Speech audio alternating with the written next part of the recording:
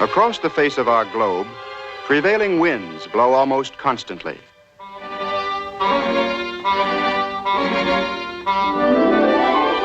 These are the trade winds, and in the age of sailing ships, they pushed many a precious cargo over the seas.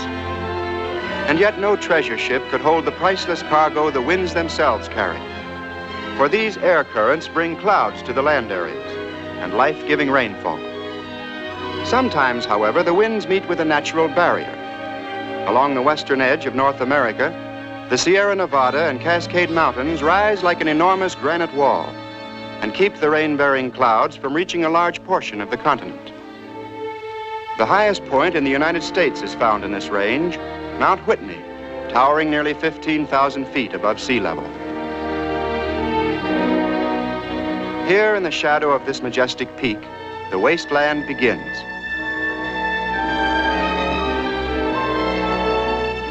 This is Death Valley, bitterest of all deserts, and the lowest point on the American continent.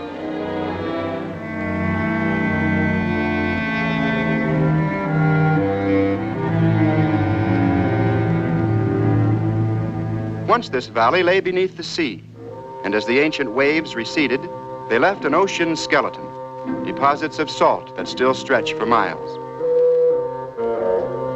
But this desolate basin is only the beginning of the great American desert. From the vicinity of Death Valley, it reaches to the plains of Texas, and from a corner of Oregon deep into Old Mexico.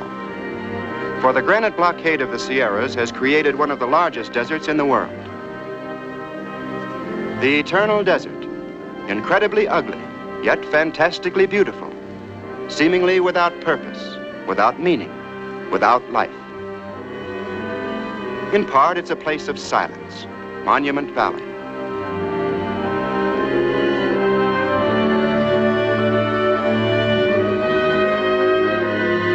In part, it's the painted desert, where petrified trees become their own tombstones. In part, this is a region of naked hills, a sea of burning sand. It's a country where rivers give up their hopeless struggle and sink into the earth. This is the land of the mirage, where seeing isn't believing. Those mountains are real enough, but the water that reflects them is only an optical illusion. And here's another phantom lake. Now you see it, now you don't. The desert holds many mysteries, but none more puzzling than the riddle of the rocks that move. These strange trails, gouged in the floor of a dry lake, are made by boulders weighing nearly a ton. But whether the rocks are pushed by the wind, carried by floodwaters, or impelled by some unknown force, nobody knows. For no one has ever seen the rocks in motion, only the marks of their passing.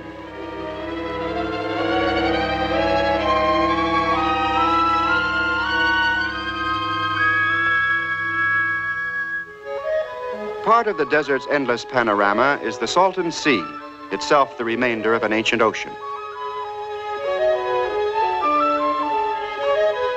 And here are scenes that come from the time of creation.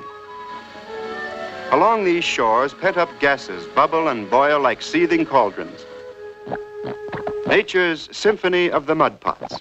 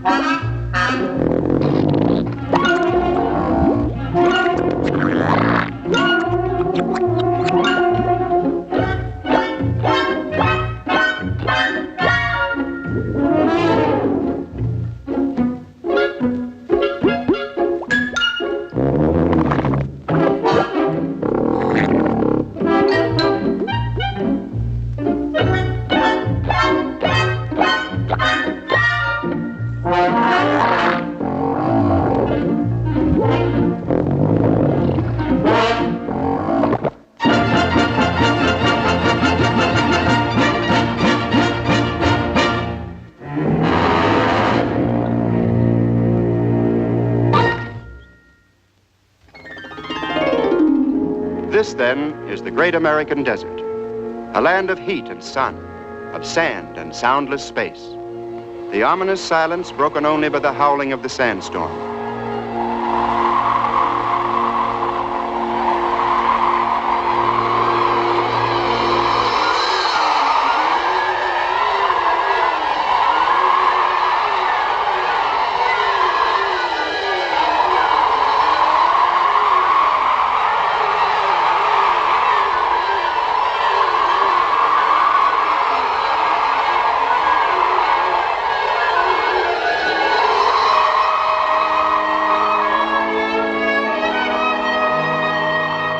How anything can live in this harsh region remains a mystery to most of us. And yet where we find only a dead and desolate wasteland, nature finds life.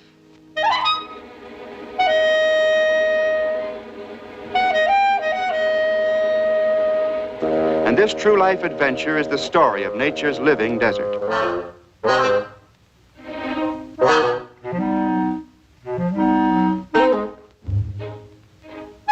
It's the ancient drama of the struggle for existence. And for the most part, life here is a bit on the grim side.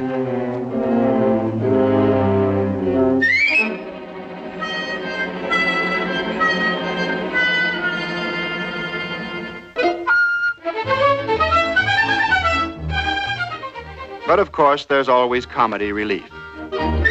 This character, for instance, is an odd bird for sure. He's the roadrunner. So called because he'd rather walk than fly.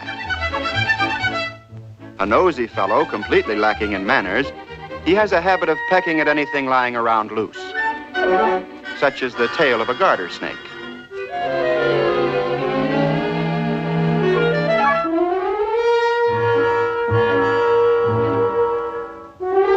A confirmed practical joker, he finds this great sport, making little snakes out of big ones.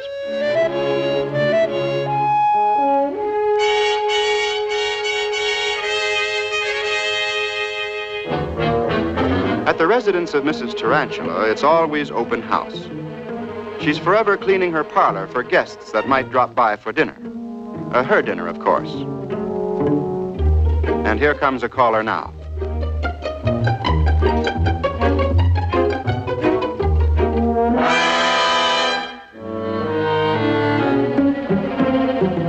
This lethal lady is one of the leading actors in our drama.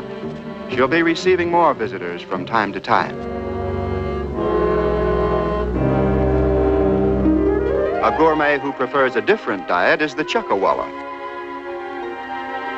These little fellows are strict vegetarians, diminutive dinosaurs who dine on daisies.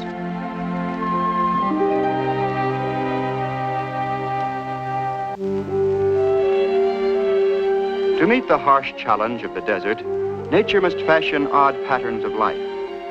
And with the spiny cacti, her creations approach the realm of fantasy.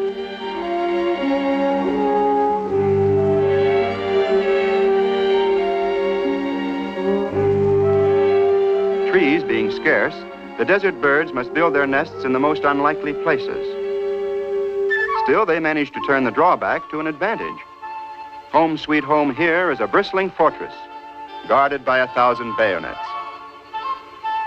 To each bird, its own brand of cactus. For these young thrashers, the cholla provides a nursery as neat as a pincushion. The prickly pear becomes sanctuary for the dove, while the desert skyscraper, the giant saguaro, is a haven for the woodpeckers.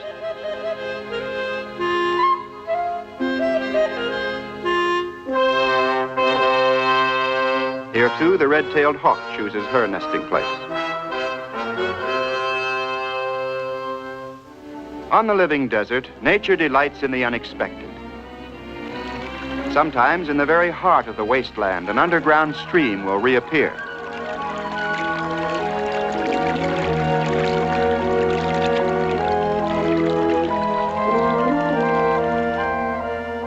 But these watering places are rare indeed, and most of the desert creatures must learn to do without water over long periods. The tortoise is lucky. He manufactures his own, using the special equipment nature has given him.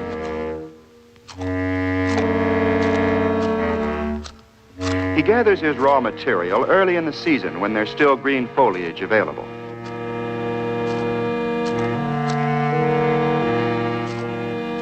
By internal chemistry, he converts the leaves into clear liquid, which he stores beneath his shell.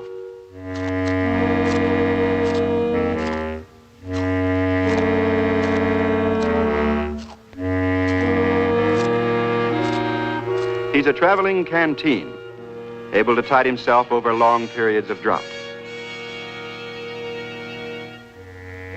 Another piece of special equipment that makes life a little easier is the skid under the tortoise's chin. It helps him over the rough places.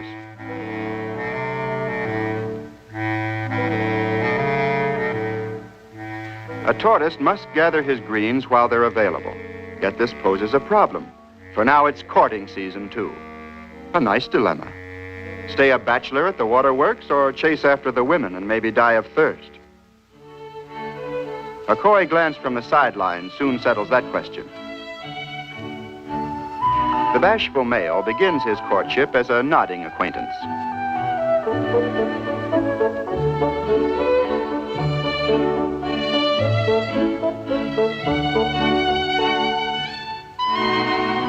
Then, when he gets a bit bolder, the lady, as usual, gives him the runaround. After all, every female wants a choice in the matter. At the proper moment, in the proper tradition, the rival enters.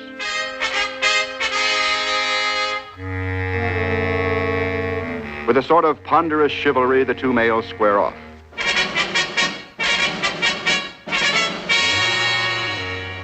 Two knights in armor, ready to battle for the lady fair. But first, they agree on the tournament rules.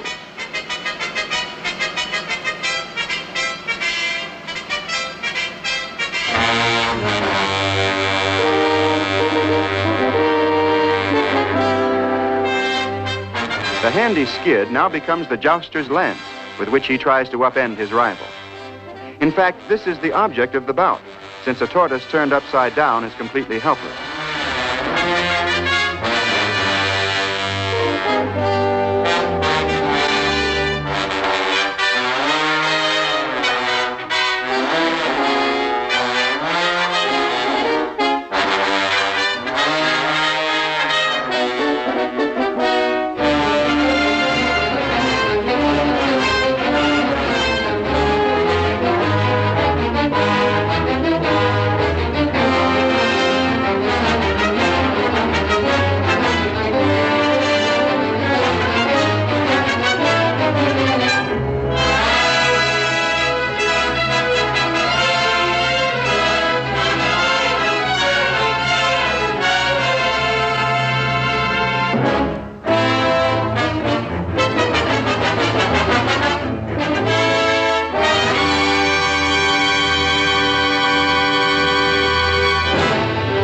Finally, it's tortoise turned turtle.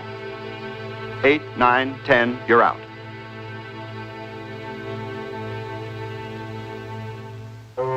He's not only lost his dignity, he may lose his life. Vulnerable to heat prostration, he must right himself immediately or die of sunstroke. The winner, meanwhile, claims the lady fair, totally unconcerned with the plight of his opponent.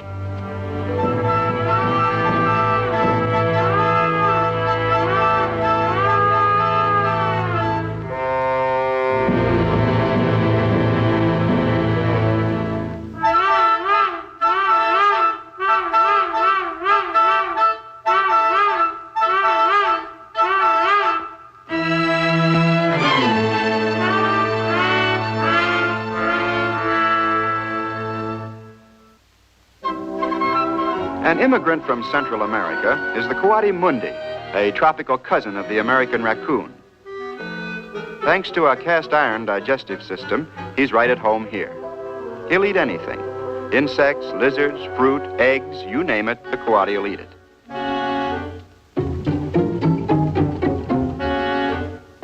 What's more, nature made him almost completely immune to the deadly sting of the scorpion. And so he often adds this spicy tidbit to his daily diet.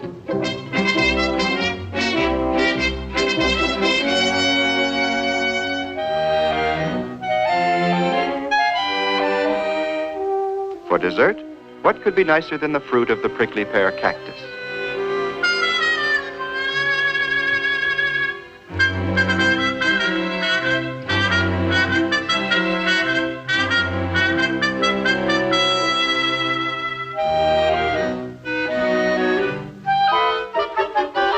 The coatis are by choice tree dwellers and often make their homes in hollow logs found along the dry washes.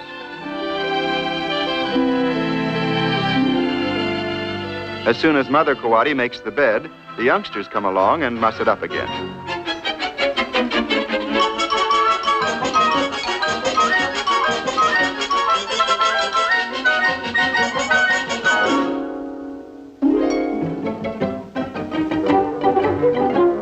Playful, fun-loving, these little rascals aren't as innocent as they look. For coatis are born bandits, even to the masks on their faces. Since egg stealing is their favorite pastime, they're a constant threat to unguarded nests.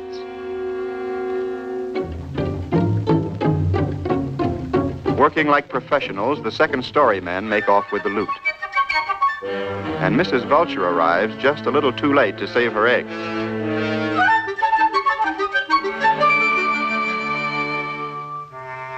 About this time, Mother looks in to check the swag and is quick to cut herself in. Meanwhile, this junior burglar finds he forgot to steal the combination.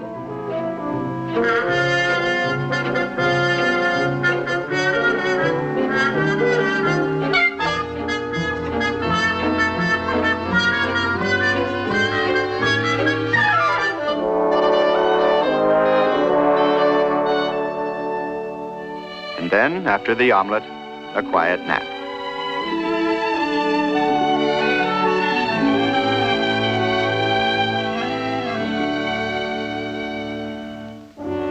These wild pigs are called by several names: javelinas, peccaries, but their real name is trouble, for they're one of the most ferocious animals on the American continent. They travel in groups, especially when accompanied by young.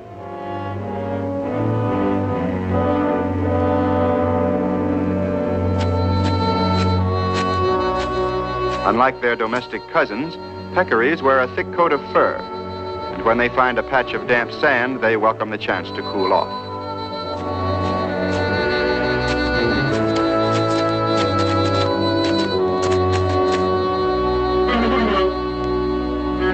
In her desert drama, nature knows neither hero nor villain. She's impartial and plans for the survival of all. Thus, the rattlesnake is given a super-sensitive tongue with which he tracks his prey.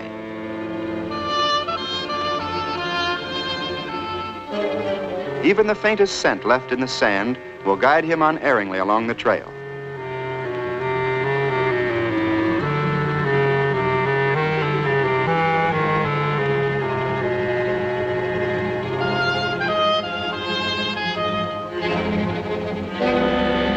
The pocket mouse has only one defense. He goes underground, and it's any hole in an emergency. Oop, any hole but that one.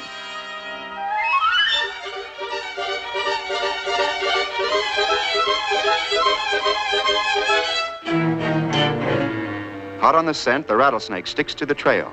Wherever it leads, he follows.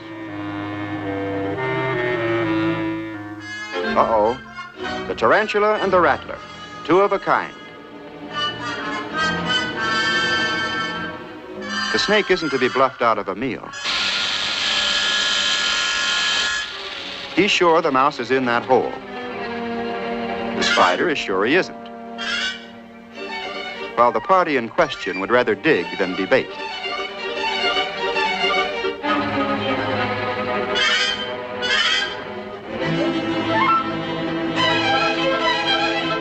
Largest of all spiders and armed with her own brand of poison, the tarantula stands her ground.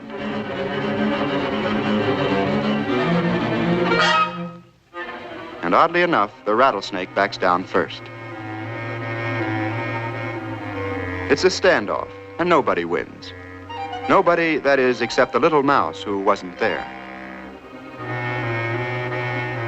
The scent cold, the trail's lost.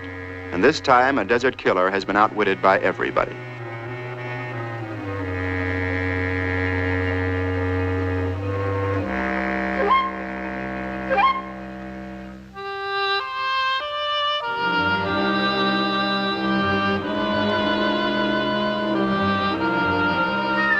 Every afternoon, along about sundown, the red-tailed hawk flies to this particular spot and waits.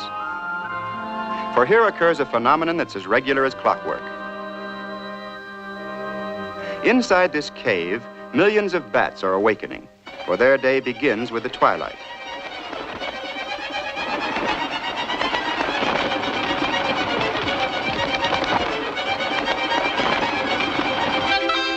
Bats are the only flying mammals. This species lives exclusively on insects, and so helps nature keep the pest population under control.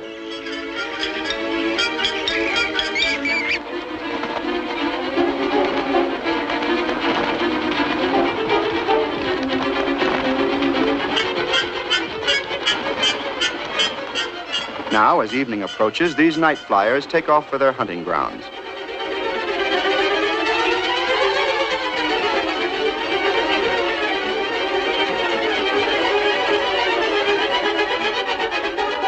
To navigate in the dark, bats use a form of radar.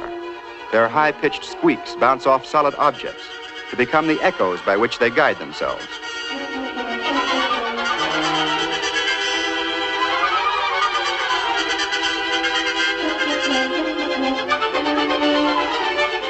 Soon the sky is filled with clouds of bats.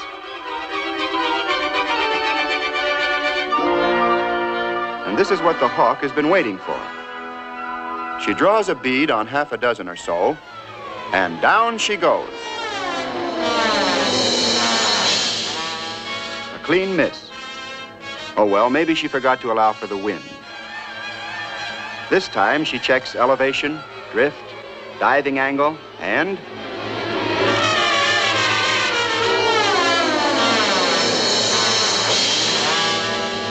scores a hit, but it gets away. Old Butterclaws.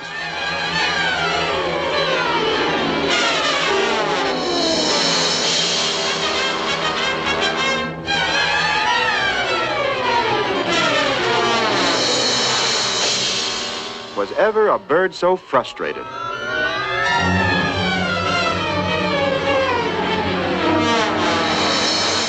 This can drive a hawk to nervous prostration. She just can't figure it out. You see, nobody ever told her about the bat's radar.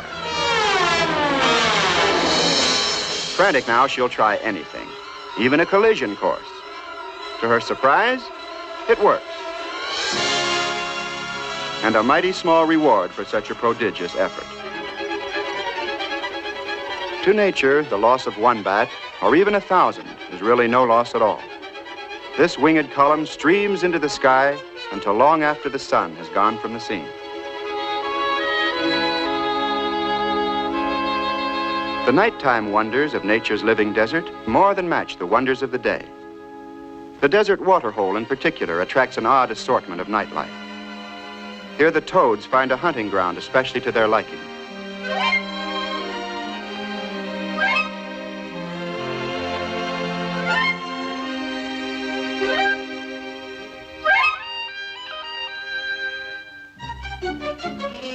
Here the centipede puts his best foot forward and steps out for an evening stroll.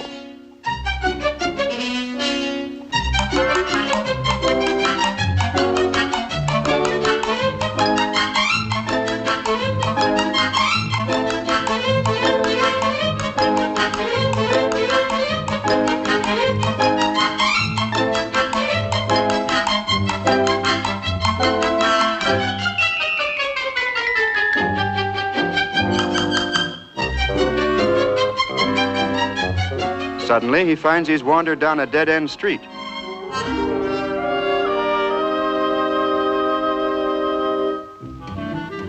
In the realm of fancy footwork, however, the millipede is without equal. Millipede, literally 1,000 feet, give or take a few. Count 'em.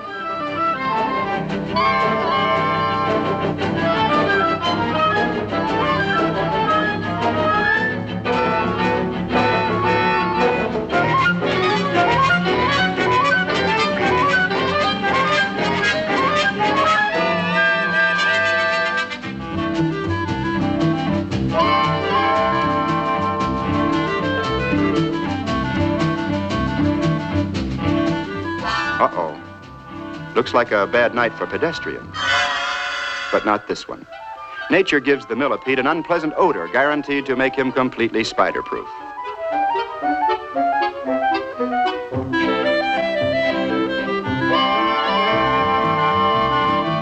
This pungent defense, however, has its limitations. The toad finds it quite appetizing.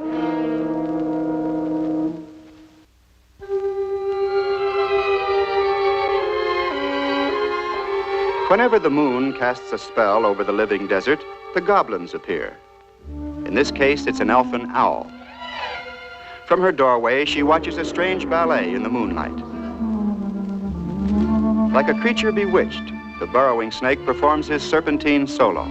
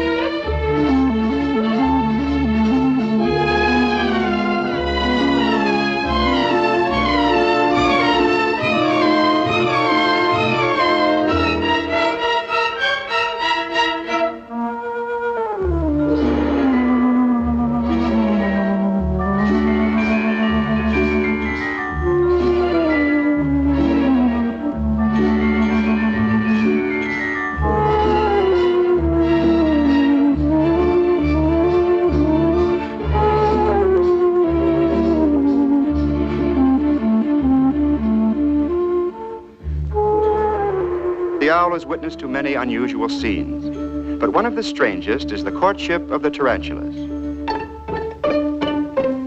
The male comes calling like any lovesick Romeo and knocks on the female's door.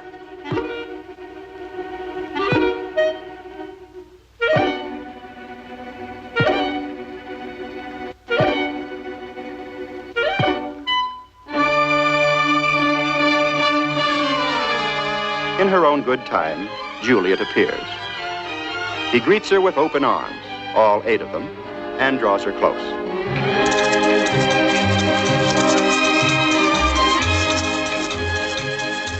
The lady takes her cue and swoons. A bit theatrical, perhaps, but it's a technique that always works, even with tarantulas. But the owl hasn't seen anything yet. For now, the amorous mood of the evening seems to be catching. For now, the longhorn beetle in formal attire decides to drop in on the lady downstairs. What a charming smile she has, and such magnificent mandibles.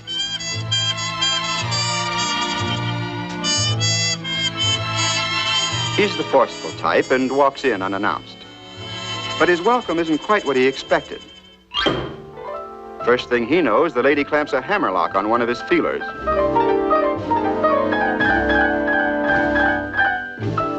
And then she begins to gnaw on his leg, merely her way of hinting that she's already going steady. And by the coincidence which is usual in romantic farces, here comes the boyfriend now.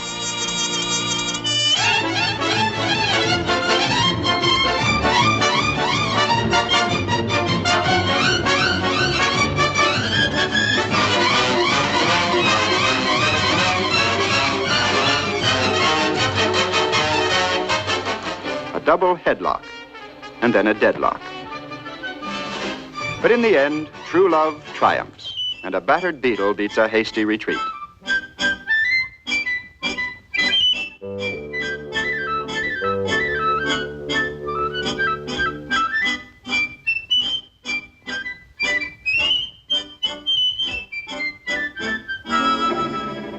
After what he's been through, this lad's in no mood for nonsense, not even from tarantulas.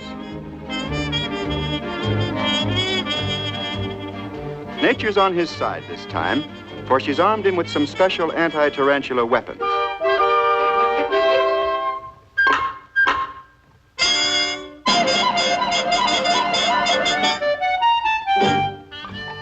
And when they finally part company, the spider's left with a new respect for beetles.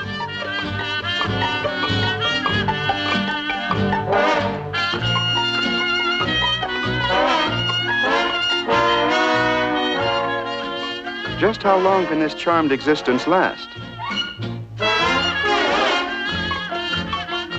If at first you don't succeed, call your big brother.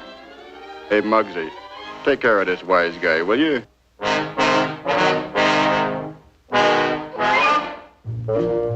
Big toad bites little beetle. Little beetle bites big toad on the tongue. Ouch!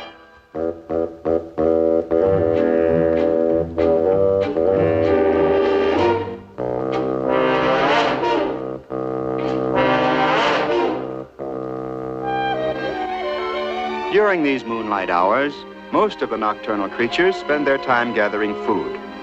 The kangaroo rats, in particular, carry on a busy harvest. Supplies are stuffed into their large cheek pouches for future consumption.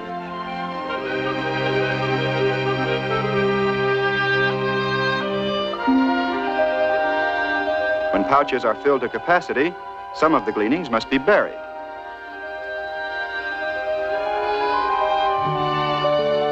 Finding a likely spot for a private pantry requires some scouting around.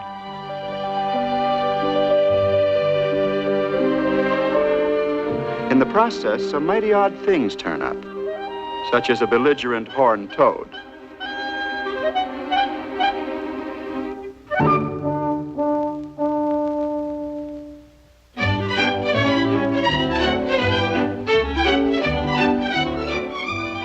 It never fails. Whenever you want a little privacy, there's always somebody looking over your shoulder. The nosy neighbor. He minds everybody's business but his own.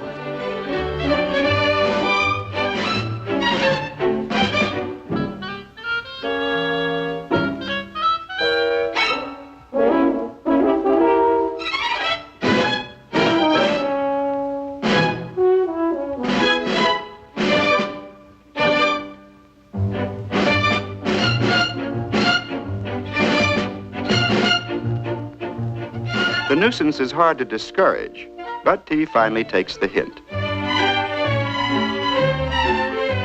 And once he's out of the way, the food's put into storage.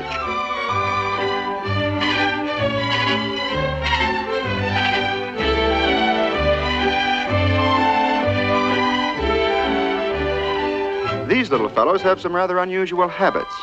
They practically never drink water, but like the tortoise, manufacture it inside their bodies. And for a bath, what could be better than good, clean sand?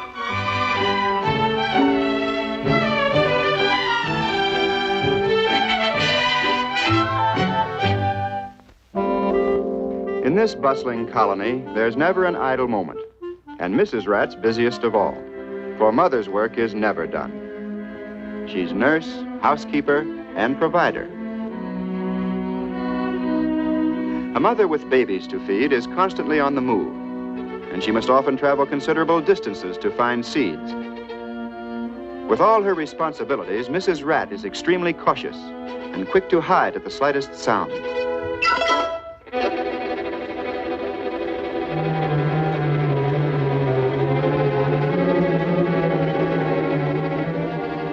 The king snake isn't poisonous, but he does have an appetite for kangaroo rats. Mrs. Rat needs no second warning. She heads for home and her children. And now the snake picks up her trail.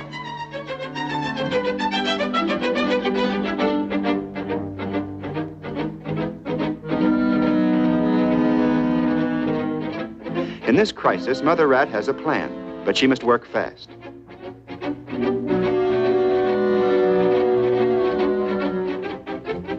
For emergencies, every family of kangaroo rats prepares an auxiliary burrow.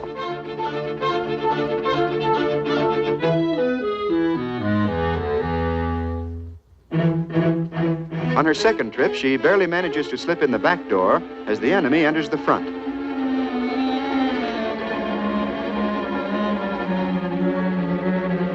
But the nursery's empty. Where's the missing baby? Lost in the maze of tunnels, trying to find his mother.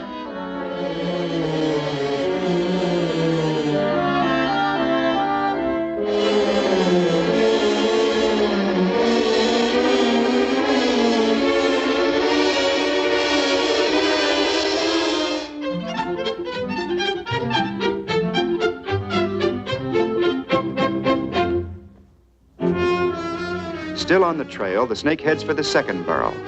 And then, an innocent bystander saves the day. Enter the gecko, a poor defenseless lizard. Well, not quite, for nature gave him a detachable tail. And so nothing's hurt but his pride. He'll soon grow another tail and be as good as new. This odd pattern in the sand is made by the sidewinder, or horned rattlesnake.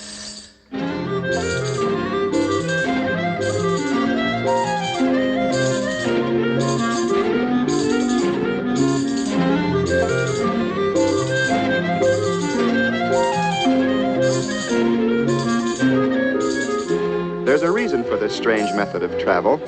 It gives the sidewinder traction in soft sand where other snakes won't go. Thus, nature provides him with hunting grounds all his own. A formidable hunter, he leans strongly toward a diet of lizards and rodents.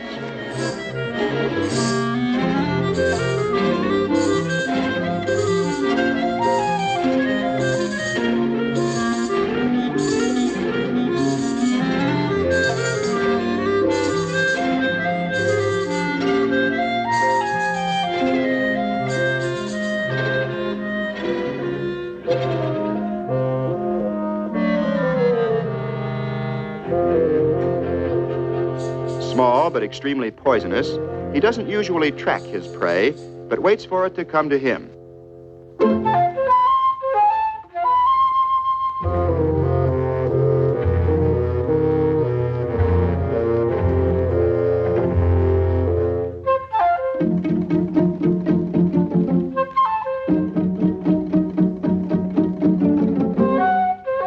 Yikes! In the face of such a potent enemy, most intended victims take to the hills, but not the rat. He takes the offensive. And his favorite weapon is a homemade sandstorm. Against this stinging barrage, the rattler has practically no protection. His eyes especially are vulnerable. They have no lids, only a delicate covering over the pupils. He can't even squint.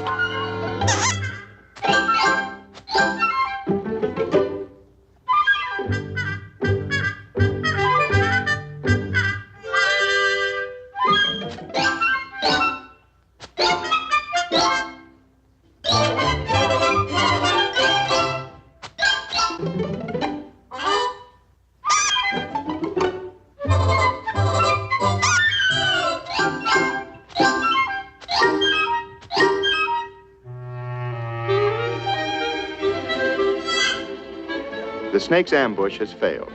Only one thing left. Start sidewinding for the nearest exit.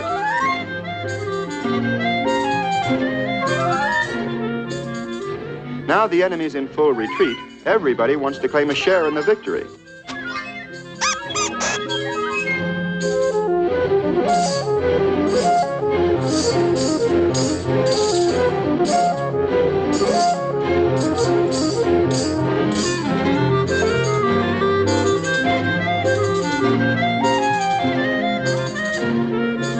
Naturally, after such a tremendous triumph, a celebration's in order.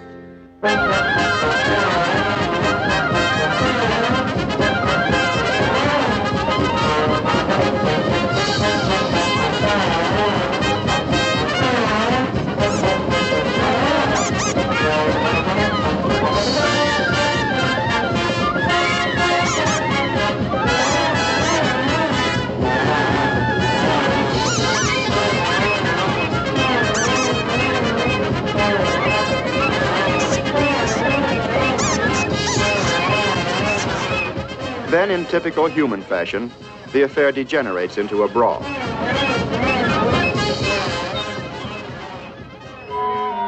The commotion attracts an outsider who decides to crash the party. This pop-eyed prowler is the ringtail cat. Actually, he's no more cat than his cousin the raccoon, but he does have a cat's taste for kangaroo rats.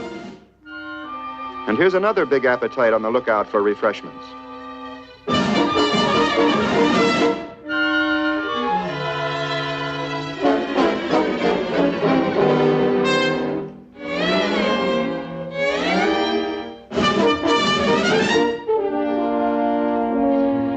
squabbling rats are about to learn one of nature's oldest laws. A single moment off guard can be your last. It's a lucky rat who gets away to live perhaps another day.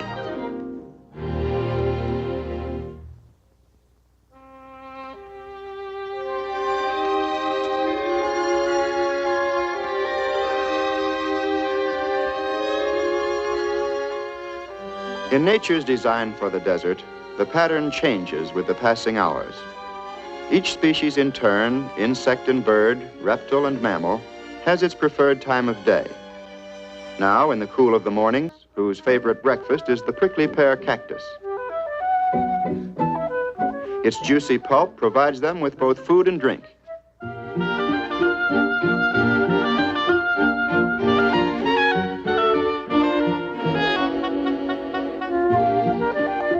They're also fond of leaves and seed pods. Breakfast often lasts all morning, unless there's an interruption. It's old Nosy Parker, the roadrunner.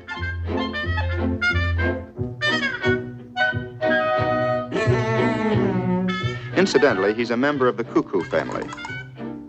A charter member as far as the squirrels are concerned.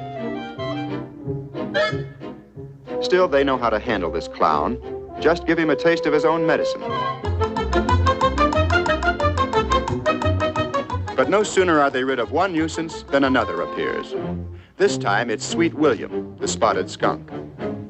He's a night prowler and, like all skunks, carries a grudge against everybody, especially when he's on his way home to bed.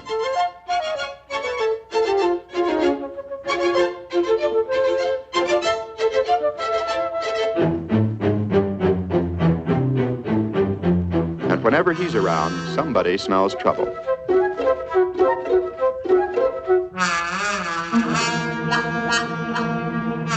When Willie gets his back up, it means, stand aside, Buster, or I'll let you have it.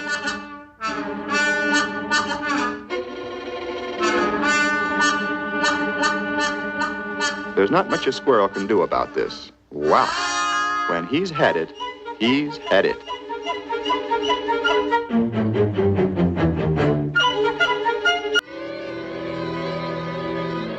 But if death and destruction stalk the living desert, birth and rejuvenation inevitably follow after. New life, however, depends on rainfall, and so nature brews up a tempest and drives her thunderheads over the mountain barrier.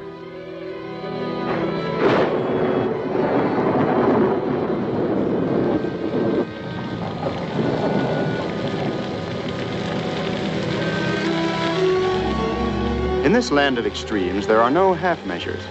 It's either no rain at all or all at once. And so, the cloudburst.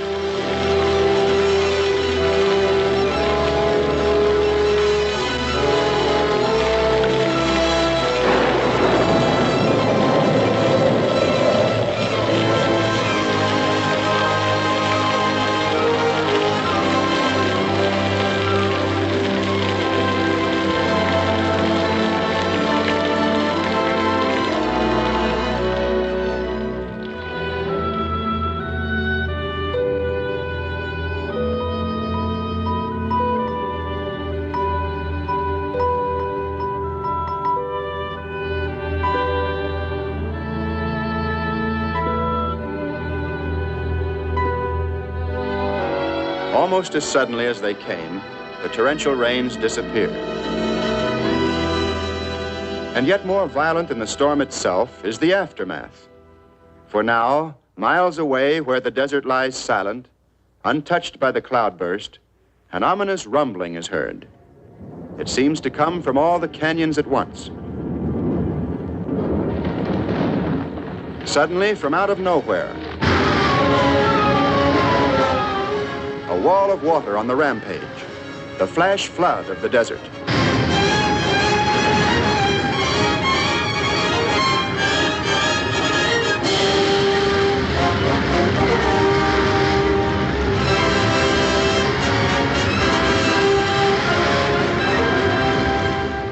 On these barren hills, the rushing waters find nothing to hold them back.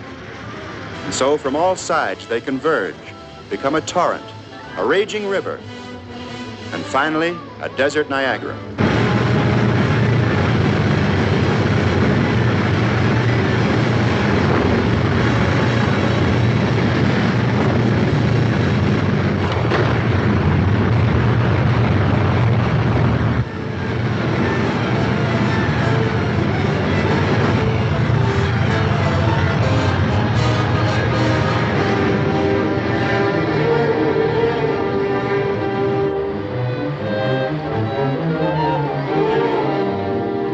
In all these endless miles of space, the lost river has nowhere to go.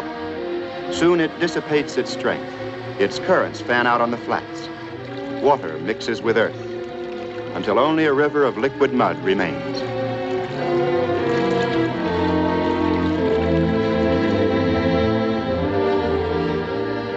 And finally, the once raging torrent is swallowed up in the desert's overwhelming vastness. It would seem that nature has brought water only to waste it, for now the scorching sun dries out the last bit of moisture.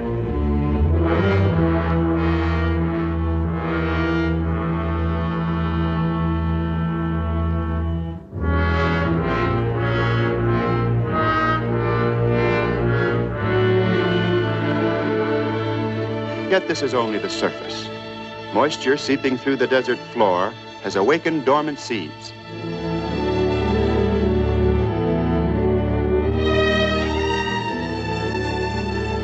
The miracle of the flowers, one of nature's greatest triumphs.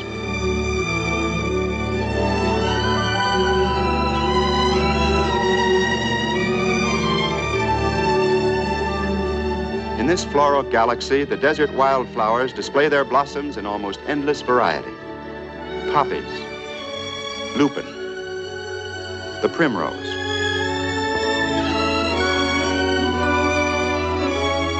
and in even the tiniest plants, the surge of new life is strong.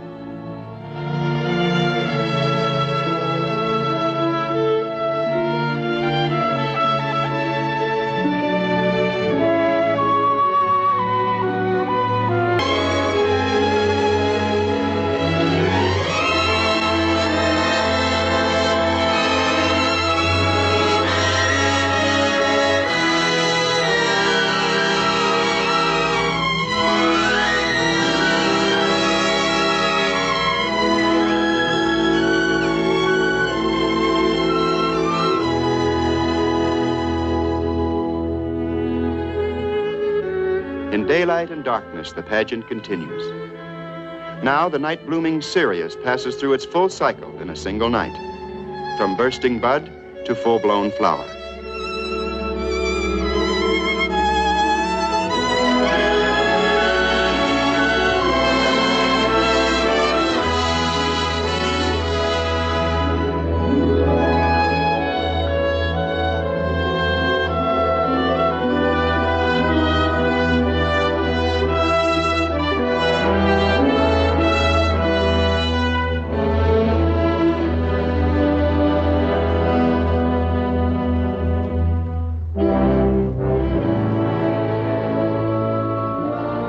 Here is one of nature's innermost secrets, the heart of a living flower.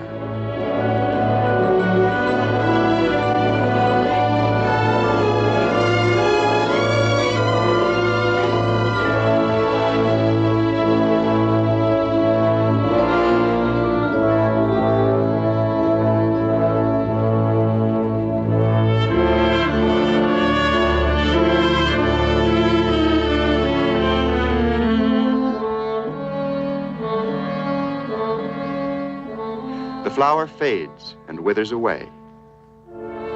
And yet, in this fantastic wonderland, there are no endings, only beginnings.